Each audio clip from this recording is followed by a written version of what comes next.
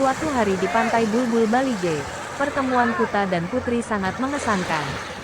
Gadis itu masih belum jemu melekatkan pandangannya ke batas-batas horizon.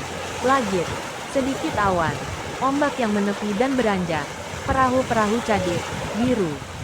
Begitu sabar ia duduk bersila, menopang dagu dan menonton camar-camar yang hinggap dan terbang di layar nelayan tanpa permisi. Dua orang anak menenteng ember dan cetakan pasir di tepi pantai yang basah, diabaikannya. Patua yang dengan sopan menawarkan air kelapa muda, ia acuhkan.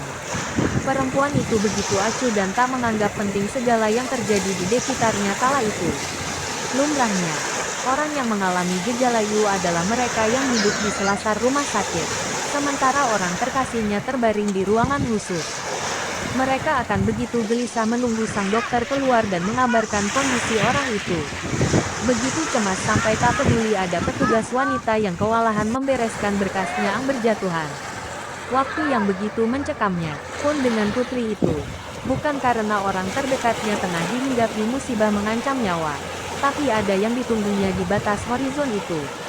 Akan ada kapal yang pulang, membawa orang yang dinantinya sejak lama. Beju cemas masa ini, begitu lama matahari bergerak, tengah ia bayangkan. Tak lama lagi lautan biru akan berubah merah muda, rasanya yang asin akan mengharum dan memanis. Bebatuan karang itu, tak ubahnya karangan bunga selamat datang. Setelah semua itu, adakah yang akan mengganggu fokusnya? Asteris, di dalam panggung yang penuh dengan pemeran dan naskah-naskah takdir bernama kehidupan, banyak bagian-bagian penting yang akan memengaruhi hidup seseorang.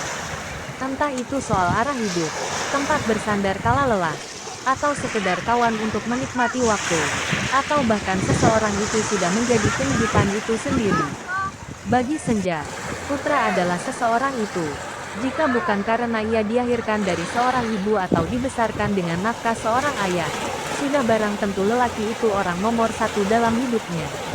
Dari masa ia menyukai boneka Barbie dan istana pasir sampai ia usia beranjak dewasa sekarang ini, lelaki sederhana itu sudah menjadi kawan dalam hal apapun. Begitu pula dengan putra. Ketika Tuhan menakdirkan ia tidak diberikan seorang adik, Senja adalah orang yang akan setia mendengarkan ceritanya saat dimarahi ibu. Persis seperti seorang adik, banyak waktu yang mereka habiskan bersama. Dari pagi sampai sore, sampai orang-orang akan bertanya heran jika sehari saja mereka tak bersama. Sahabat memang orang yang paling banyak merampas waktu kita.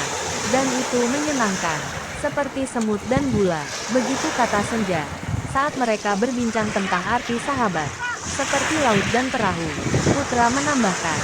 Siapa yang laut? Siapa yang perahu? Senja, gadis berlesung pipi itu bertanya jahil. Kamu perahu, aku lautnya. Putri itu tak memalingkan wajah, tetap menghadap Putra, menunggu kalimat selanjutnya. Karena kemanapun kamu melangkah, selalu saja tak pergi dari duniaku.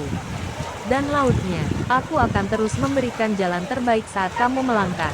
Seperti laut yang bahagia melihat perahunya di permukaan, tak sudi mengirimkan gelombang. Senja terkekeh-kekeh. Dulu, kala usianya menginjak 7 tahun, untuk pertama kalinya ia dibolehkan keluar rumah tanpa ditemani ibunya. Dan tentu saja, tempat pertama yang ditujunya adalah pantai.